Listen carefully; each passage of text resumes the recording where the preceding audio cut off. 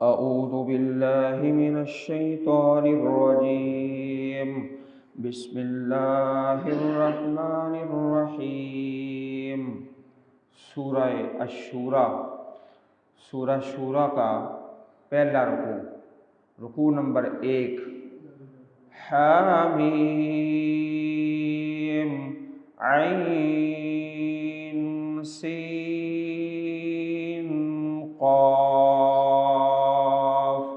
كذلك يوحي إليك وإلى الذين من قبلك الله العزيز الحكيم له ما في السماوات وما في الأرض وهو العلي العظيم تكاد السماوات يتفطرن من فوقهن والملائكة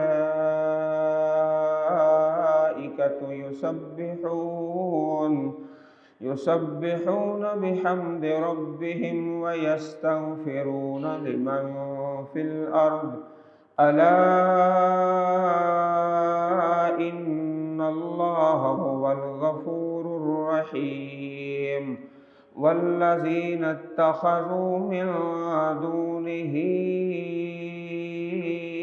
أولياء الله حفيظ عليهم وما أنت عليهم بوكيل وكذلك أوحينا إليك قرآنا عربيا لتنذر أم القرى ومن حولها وتنذر يوم الجمع لا ريب فيه فريق في الجنة وفريق في السعير ولو شاء الله لجعلهم أمة واحدة ولكن يدخل من يشاء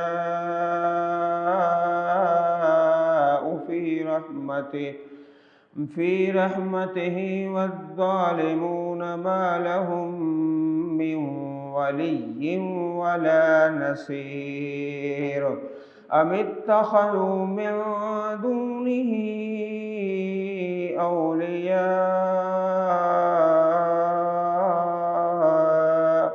فالله هو الولي وهو يحيي الموتى وهو على كل شيء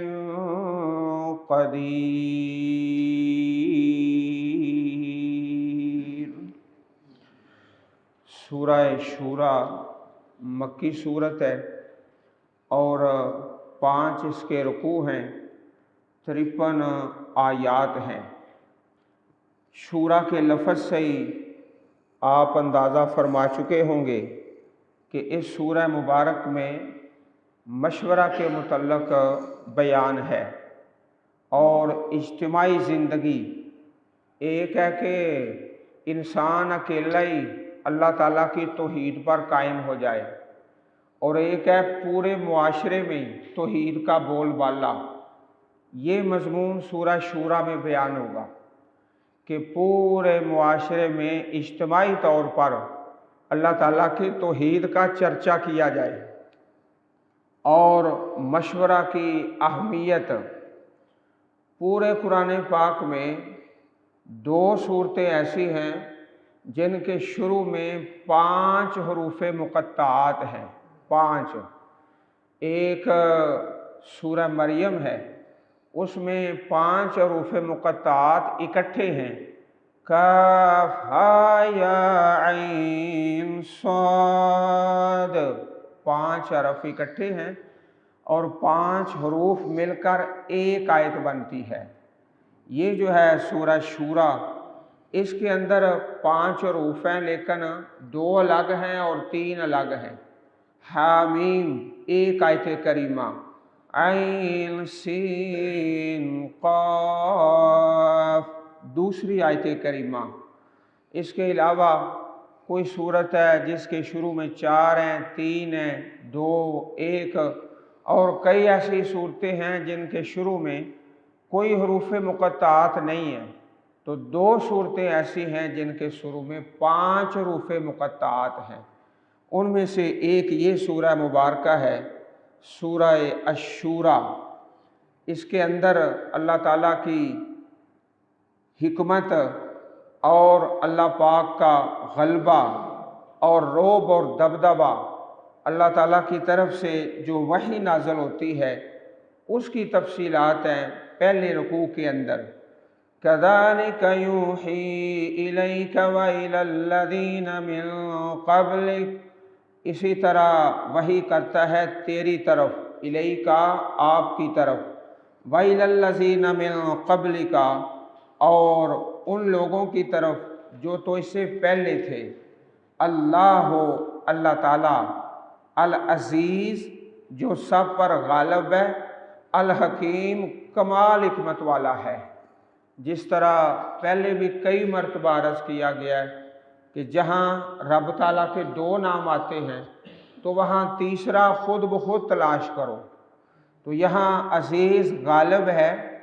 غالب آنے کا یہ معنی نہیں ہے کہ وہ رب کائنات اپنی طاقت کے بل بوتے پر کسی پر کوئی زیادتی کرتا ہے، بلکہ نہیں، الحکیم حکمت والا ہے، اپنے غلبے کو حکمت کے مطابق اللہ کی بندوں پر اور مخلوقات پہ نافذ کرتا ہے۔ یہ ہے 2 نام، اور تیسرا خود غور کر کے تلاش کرو کہ وہ بڑا عادل ہے، بڑا منصف ہے۔ من قبل کا آپ سے پہلے، اللہ العزیز الحکیم، نبی رحمت صلی اللہ علیہ وسلم کی پیاری حدیث ہے، الانبیاء اخوۃ للات، انبیاء اللاتی بھائی ہیں۔ اللاتی بھائی، اللاتی بھائی کا معنی کہ باپ ایک ہے اور والدہ مختلف ہے، یعنی جو بنیادی مسئلہ ہے توحید کا وہ سارے نبیوں کا ایک ہی ہے، تو وہ سارے اللاتی بھائی ہیں۔ وَأُمَّهَاتُهُمْ شَتَّىٰ، اور ان کی والدہ الگ الگ ہیں۔ وَدِينُهُمْ وَاحِدٌ، اور ان کا دین ایک ہے۔ صحیح البخاری احادیث الانبیاء، باب قول اللہ تعالی وَاذْكُرْ فِي الْكِتَابِ مریم، حدیث نمبر 3443۔ تو ہر نبی کی طرف ایک وحی آئی، وَمَا أَرْسَلْنَا مِن قَبْلِكَ مِن رَّسُولٍ إِلَّا نُوحِي إِلَيْهِ أَنَّهُ لَا إِلَٰهَ إِلَّا أَنَا فَاعْبُدُونِ۔ ہر اللہ کے نبی کی طرف ہم نے وحی کی کہ اللہ ایک ہے، وحدہ لا شریک ہے، پس تم میری ہی عبادت کرو۔ اب یہ جو یوحی کا لفظ آیا ہے کہ اللہ تعالیٰ وحی کرتا ہے، اس کے بارے میں حدیث پاک میں وضاحت ہے۔ نبی اکرم صلی اللہ علیہ وسلم پر جب وحی آتی تو اس کے طریقے مختلف ہوتے۔ آپ نے کئی طریقے بیان فرمائے کہ اس طرح وحی آتی ہے اللہ کی طرف سے۔ چنانچہ حدیث پاک میں ہے، احیاناً یأتینی مثل سلسلۃ الجرس، کبھی ایسا ہوتا ہے کہ مجھ پر وحی آتی ہے گھنٹی کے بجنے کی طرح، جیسے گھنٹی بجتی ہے اس طرح وحی آ جاتی ہے۔ وَهُوَ أَشَدُّهُ عَلَيَّ، یہ سب سے مشکل شکل ہوتی ہے۔ فَيُفْصَمُ عَنِّي وَقَدْ وَعِيتُ عَنْهُ، جب وہ وحی ختم ہوتی ہے تو سارا سبق میں یاد کر چکا ہوتا ہوں، مجھے حفظ ہو جاتا ہے۔ وَأَحْيَانًا يَتَمَثَّلُ لِيَ الْمَلَكُ رَجُلًا فَيُكَلِّمُنِي، کبھی ایسا ہوتا ہے دوسری شکل وحی کی کہ فرشتہ انسانی شکل میں آ جاتا ہے، آ کے اللہ تعالیٰ کا پیغام سناتا ہے۔ فَأَعِي مَا يَقُولُ، تو جو فرشتہ کہتا ہے میں اسی وقت اس کو حفظ کر لیتا ہوں اللہ تعالیٰ کی توفیق سے۔ قالت عائشہ رضی اللہ عنہا وَلَقَدْ رَأَيْتُهُ، اماں جی عائشہ فرماتی ہیں کہ میں نے نبی علیہ السلام کو دیکھا کہ جب شدت کی سردی ہوتی، بہت زیادہ سردی، شدت کی سردی، تو آسمان سے اللہ کا کلام نازل ہوتا تو آپ کے جسم مبارک سے بہت زیادہ پسینہ بہتا اور آپ کے پسینہ مبارک سے بھی خوشبو آتی۔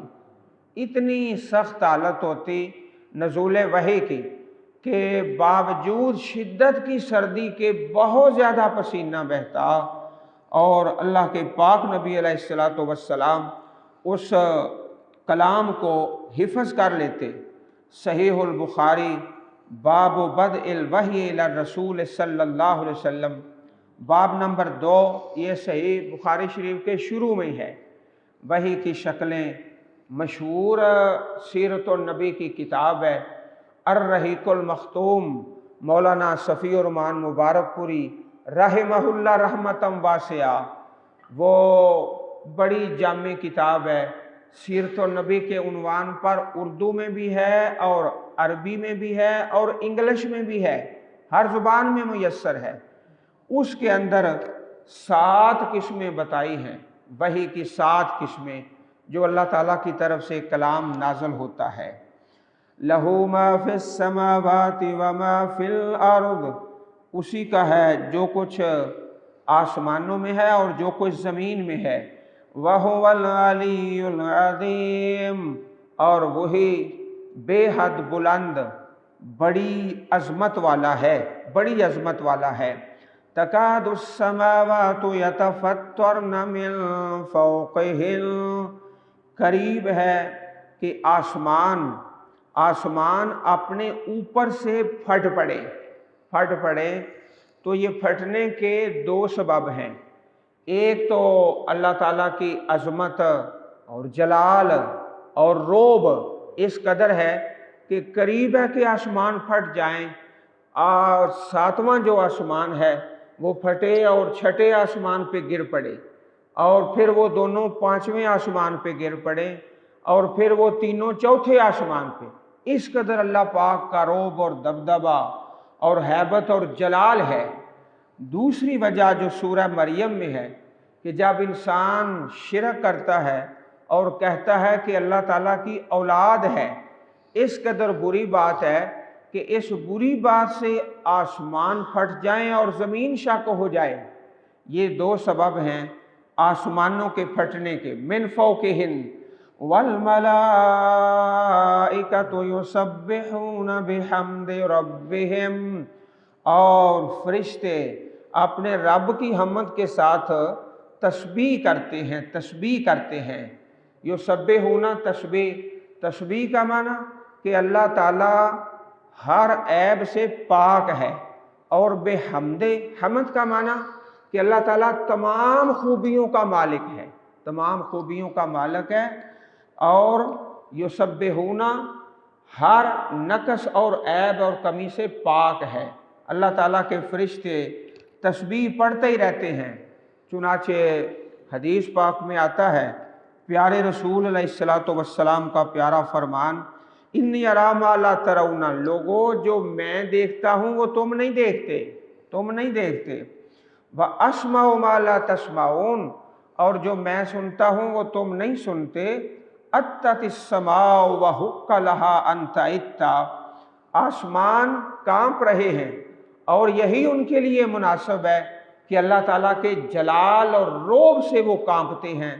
آسمان، اس سے آگے بڑی ہی خوبصورت بات ہے، ما فیہا موضع 4 اصابع، اللہ کے آسمانوں پر کوئی ایسی جگہ نہیں ہے 4 انگلیوں کے برابر بھی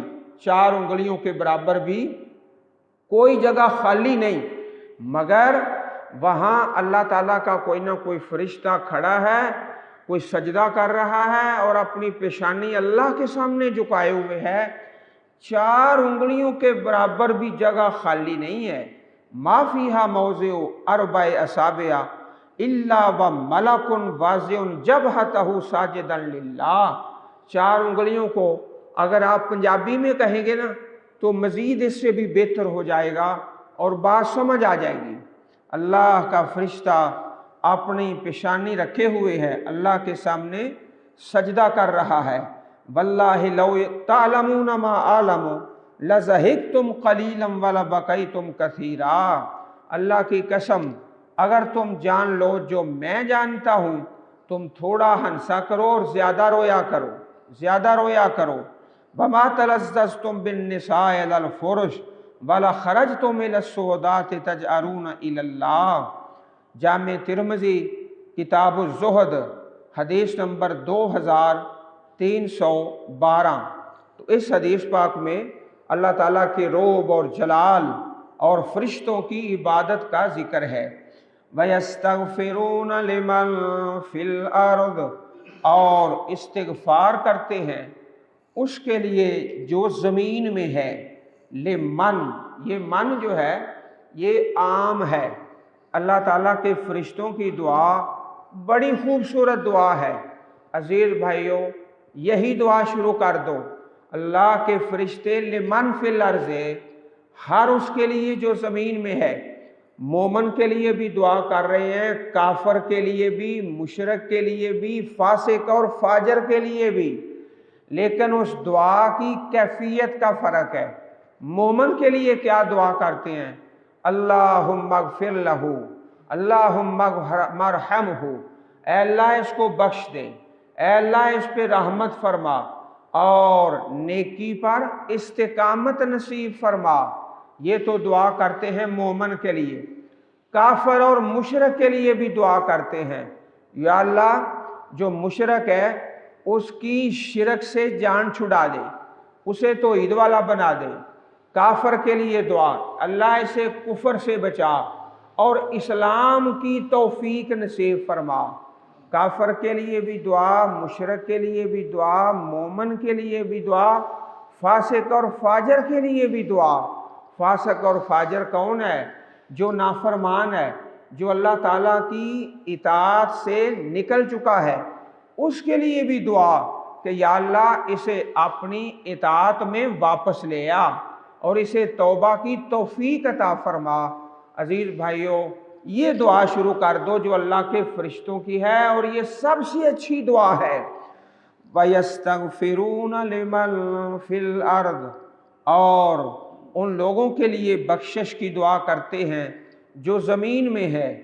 الا ان اللہ هو الغفور الرحیم، الا خبردار، بیدار، ہوشیار، بے شک اللہ تعالیٰ وہی الغفور بے حد بخشنے والا، الرحیم نہایت رحمت فرمانے والا ہے۔ ایک مرتبہ نبی علیہ السلام کے پاس کچھ لوگ آئے اور انہوں نے کہا اللہ کے رسول صلی اللہ علیہ وسلم، دوس قبیلے نے نافرمانی کی ہے۔ دوس قبیلہ، انہوں نے ایمان سے انکار کر دیا ہے، آپ ان کے لیے بد دعا فرمائیں۔ تو آپ نے بد دعا کی بجائے دعا فرما دی، اللہم اہد دوسا واتنا بہی، اے اللہ دوس قبیلے کو ہدایت دے کر میرے پاس لے آ۔ اللہ تعالیٰ نے دعا قبول فرما لی۔ لوگوں نے بد دعا کا کہا، آپ نے دعا فرما دی، اللہ نے قبول کر کے ان کو ایمان کی دولت سے مالا مال فرما دیا۔ تو بھائیو، جتنے بھی دنیا میں انسان ہیں، مسلمان ہے، کافر ہے، مومن ہے، مشرک ہے، ہر ایک کے لیے دعا کرنی ہے جو دعا اس کے لائق ہے۔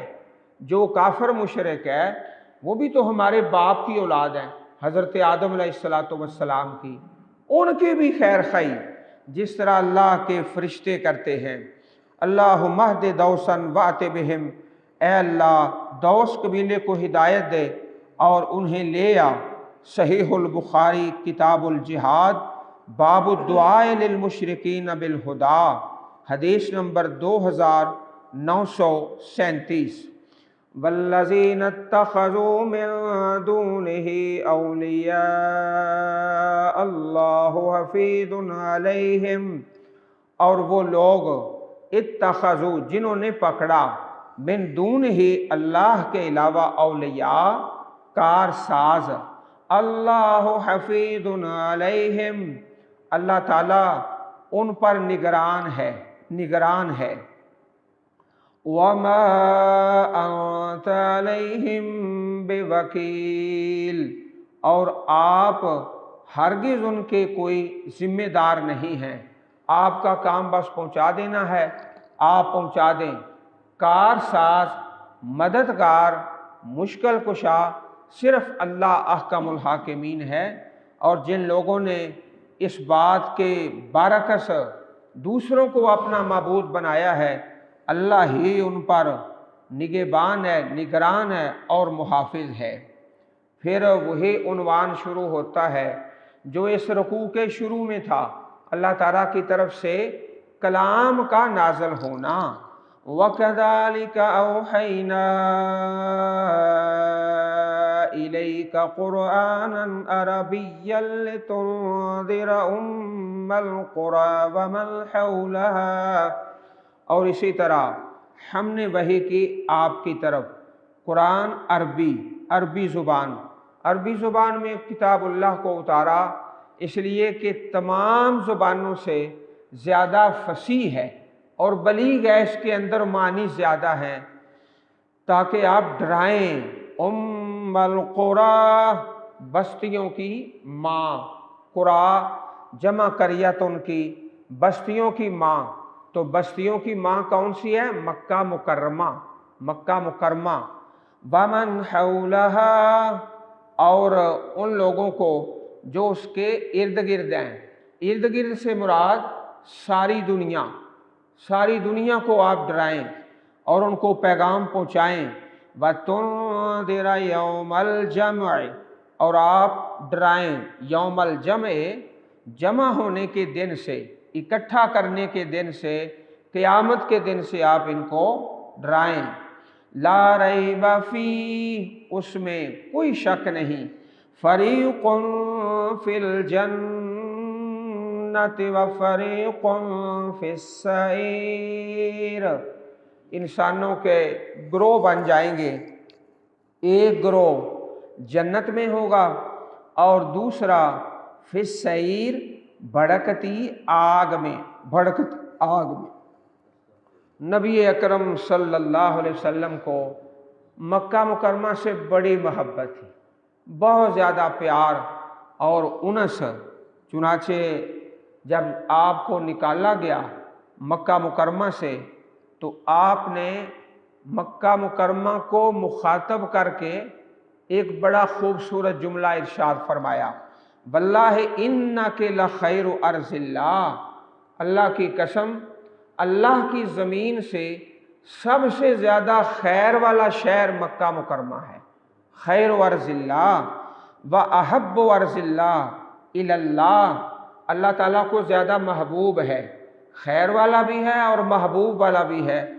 اور فرمایا ولولا انی اخرجت منک ما خرجت، اگر مجھے نکالا نہ جاتا تو میں کبھی نہ نکلتا، میں بالکل یہاں سے نہ نکلتا، لیکن یہاں سے مجھے نکال دیا گیا ہے، اس لیے میں، اور آپ کی آنکھوں سے آنسو مبارک جاری ہیں کہ مکہ مکرمہ کی جدائی۔ جامع ترمذی کتاب المناقب باب فی فضل مکہ، حدیث نمبر 3925۔ لا ریب فیہ، اس دن میں، قیامت کے دن میں کوئی شک نہیں۔ فریق فی الجنۃ و فریق فی السعیر، ایک گروہ جنت کے اندر ہے اور دوسرا بھڑکتی آگ کے اندر ہے۔ سعیر کا معنی بھڑکتی ہوئی آگ۔ وَلَوْ شَاءَ اللَّهُ لَجَعَلَهُمْ أُمَّةً وَاحِدَةً، اور اگر اللہ پاک چاہتے تو بنا دیتے ان کو ایک گروہ۔ اگر اللہ پاک چاہتے تو جیسے فرشتے ہیں اس طرح انسانوں کو بنا دیتے، اور فرشتوں کی بڑی محبت ہے اللہ کے بندوں کے ساتھ۔ دیکھو کیسی محبت ہے، اللہ پاک نے فرمایا آدم کو سجدہ کر دو، انہوں نے سجدہ کر دیا۔ کیسی محبت ہے اللہ تعالیٰ کے فرشتوں کو انسانوں کے ساتھ۔ تو انسان کی اللہ پاک نے تخلیق ہی اس طریقے سے کی ہے، لِيَبْلُوَكُمْ أَيُّكُمْ أَحْسَنُ عَمَلًا، ساتوں آسمانوں پہ 4 انگلیوں کے برابر بھی جگہ خالی نہیں ہے، مگر وہاں پہ اللہ کے فرشتے عبادت کر رہے ہیں تو انسانوں کے لیے دو راستے ہیں، خیر والا اور شر والا۔ خیر والا اپنائے گا تو فی الجنہ، اور اگر شر والا اپنائے گا تو فی السعیر۔ اللہ تعالی ہمیں اپنے جنتی بندوں میں شامل فرما لے۔ اگر اللہ پاک چاہتے تو جبرن سب کو ایک ہی بنا دیتے، وَلَٰكِن يُدْخِلُ مَن يَشَاءُ فِي رَحْمَتِهِ، لیکن اللہ پاک داخل کرتے ہیں جس کو چاہتے ہیں، فی رحمت ہی، اپنی رحمت میں ہدایت کے ساتھ۔ وَالظَّالِمُونَ مَا لَهُم مِّن وَلِيٍّ وَلَا نَصِيرٍ، اور جو ظالم ہیں ان کے لیے نہ کوئی دوست ہے اور نہ کوئی مددگار، کوئی دوست بھی نہیں اور مددگار بھی نہیں۔ اور جو انصاف والے ہیں ان کے مددگار اللہ احکم الحاکمین ہیں۔ ام اتخذوا من دونه اولیاء، کیا انہوں نے پکڑے ہیں من دونہ، اللہ تعالیٰ کے علاوہ اولیاء کارساز، اللہ کے علاوہ کارساز پکڑے ہیں اپنی مدد کے لیے۔ فاللہ هو الولی، سو اللہ ہی اصل کارساز ہے۔ یہاں ہوا کا لفظ آیا ہے، پھر آگے الولی الف لام، اسے ہم کہتے ہیں خاص ہو گیا ہے، خاص۔ اللہ پاک ہی اصل کارساز ہے۔ یہاں ہی کا لفظ بولیں گے نا تو پھر صحیح ترجمہ ہوگا، وَهُوَ يُحْيِي الْمَوْتَىٰ، اور وہی مردوں کو زندہ کرے گا۔ عزیز بھائیوں، جب ہم قرآن پاک پڑھتے ہیں تو زبر زیر کا خاص خیال رکھیں، خاص خیال، اس لیے کہ یہ لفظ ہے نا مردوں میم پر کیا ہے؟ پیش ہے۔ اگر پڑھ دیں مردوں تو میم پر زبر، وہ کتنا فرق پڑ جائے گا؟ میم پر زبر پڑھیں گے تو مردوں کے لیے، اور پیش پڑھیں گے تو مردوں کے لیے، اور ایک حرف کے اعراب سے لفظ بالکل تبدیل ہو جاتا ہے، چاہے اردو ہو چاہے عربی ہو۔ اس لیے پوری احتیاط کے ساتھ، پس اللہ تعالیٰ ہی اصل کارساز ہے۔ وَهُوَ يُحْيِي الْمَوْتَىٰ، اور وہی مردوں کو زندہ کرتا ہے، کرے گا۔ وَهُوَ عَلَىٰ كُلِّ شَيْءٍ قَدِيرٌ، اور وہ ہر چیز پر پوری قدرت رکھنے والا ہے، پوری قدرت والا ہے۔ اور جن کو اللہ کے علاوہ پکارتے ہو ان کے بارے میں فرمایا اموات غیر احیاء، مردہ ہیں، فوت ہو چکے ہیں، زندہ نہیں ہیں۔ وما یشعرون ایان یبعثون، وہ نہیں جانتے کہ کب ان کو اٹھایا جائے گا۔ سورۃ النحل آیت نمبر 21۔